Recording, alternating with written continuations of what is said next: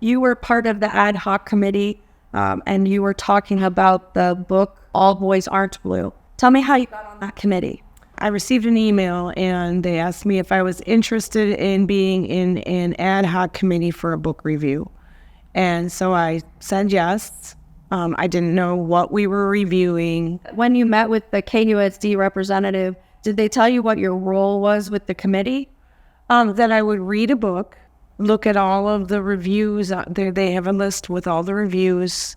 There's the procedures in which they choose the books for the library. So they went through that with me. So you said the list of the reviews. So where they had a list of reviews from like the New York Times, the New York Post, several others, okay. So those were the reviews. And then they gave you like a checklist of how they determine how a book gets into the library? Yes, and I don't have that list any longer. They took our folders back. On multiple chapters, there is explicit sexual content from a boy being groomed, fondled, and then persuaded to go to the basement where there was sexual activity, and then where it accumulated with ejaculation, and that was his first sexual experience. But the grooming and everything began when it began. His younger cousin was on the top bunk. It goes on how he was very confused and, but it was with a family member, an adult family member.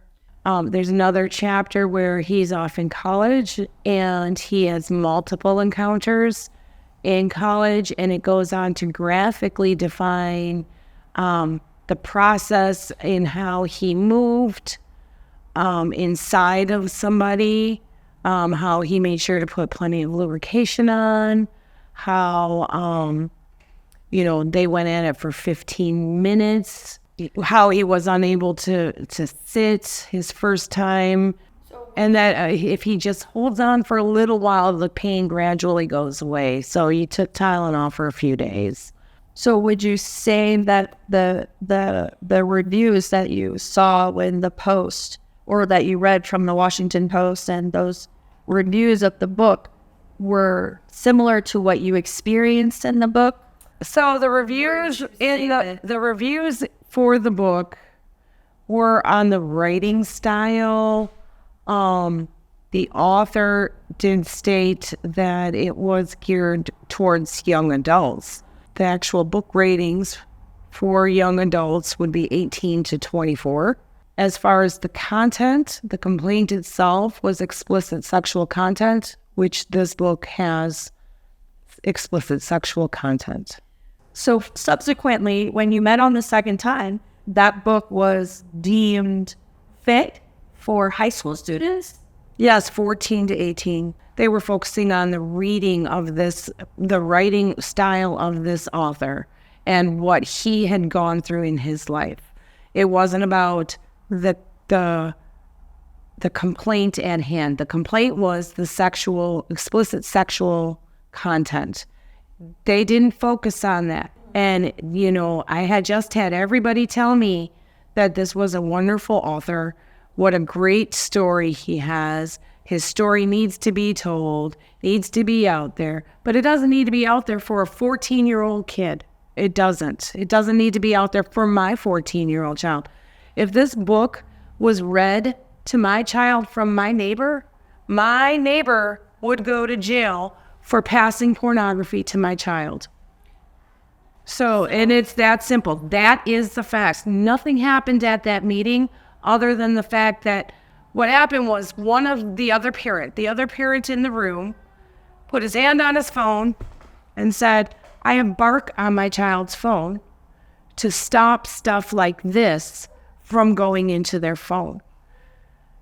And I said, well, You mean you don't want this on your child's phone? And he said, no, I monitor my kids' phones, and you as a parent have a right to do that with our books in the library. All you got to do is say, I don't want my child to have access to this. But this particular parent then went on to say he wanted to have this book added as curriculum and required reading. And I got mad and said, I wish you would, because I'll pull my child from this school district. So then a few weeks after that, there was a school board meeting where they had the first and the second reading, where they decided, because of what happened at that ad hoc committee meeting and because of the large number of complaints, they wanted to quickly change the rules surrounding how library books enter the schools. I mean, I'm not quoting it specifically here, but basically banned parents from being on the ad hoc committees or on this ad hoc committee because they lacked the knowledge that school personnel has to be making choices for children what they should be reading. These are our children. This is not their children. And I don't think they should be on the ad hoc committee. I think it should be a parent from every single district, from every single school zone. And we could do a lottery. We could do a something, So this passed. So now this is the new school board policy of how library books are chosen. Basically, they disbanded this. They have not let me know. So as of right now, you're still part of the ad hoc? We were told we would have 2 books. Each time they did the committee, we would have 2 books to review. Okay. I was waiting. I thought I was going to get a second book. So now I know they changed it. I didn't know that. When is the next ad hoc committee meeting? I never received another email. Okay. So I'm just trying to get all this straight. So they had the first meeting where they gave everybody the material. Okay. The second meeting was where you brought your statement in and you voted. Okay. And we were supposed to have a discussion, but the discussion was not on the complaint at hand. The discussion turned to only the literary style and this man's story. I wasn't even aware that these kinds of books were in the school. They say, it'll help a child process trauma. No, a child should not be reading something like this and try alone in a room, because most people, when they're reading, and if they're reading for enjoyment, are reading alone in a room, KUSD has sent out quite a few dismissals of many of the parents and or community members that have challenged the books. Do you think that all the challenges should be examined by somebody other than the superintendent? Yes. Do you think? Okay. So I had a few things I wanted to ask him about, and I was told that he was not available, that he did not. I asked if he could return my call. I did not get a return call. They bounced me around to like 3 different people in the administration building.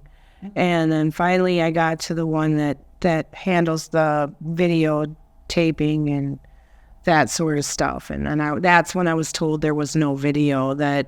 Why do you believe these books would just be dismissed without talking about them in the committee? I don't know why, because like I said, I didn't even know this book was in our library. Right from the get-go, every single one of the people on the panel for the ad hoc committee said that this was appropriate for children. And it was appropriate for children not because of its content, but because of the writing style and the gentleman's truth. It's his truth. Courage. Yes, and his courage. I just want to tell you thank you so much for coming in to talk with me. I'm looking for parents who have had similar feelings of being discarded by the school board or by their school. If you want to tell your story, contact me. I'm more than willing to sit down, have a conversation, because I believe that a child's education has 3 pillars or 3 parts. It has the administration, and it has the teacher, but the third and final piece to make a fully well-rounded, educated child is the parent. And we need to keep them in the conversation. You know, there's one thing I keep coming back to when I'm talking to my husband, you know, and I'm like, you know, for years, all I ever heard was parents need to be involved. Parents need to be involved. There's not enough parent involvement. We need more parents involved.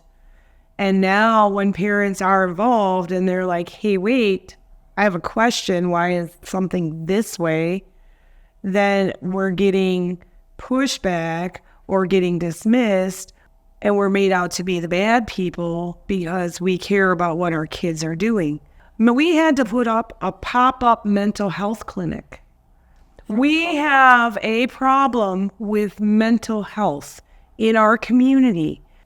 Why is this becoming our cultural norm? Because parents have sat back and allowed the society to rule for too long, and now we're behind the 8 ball and we want it back, but we're like, whoa. So well, I appreciate you. Thank you so much.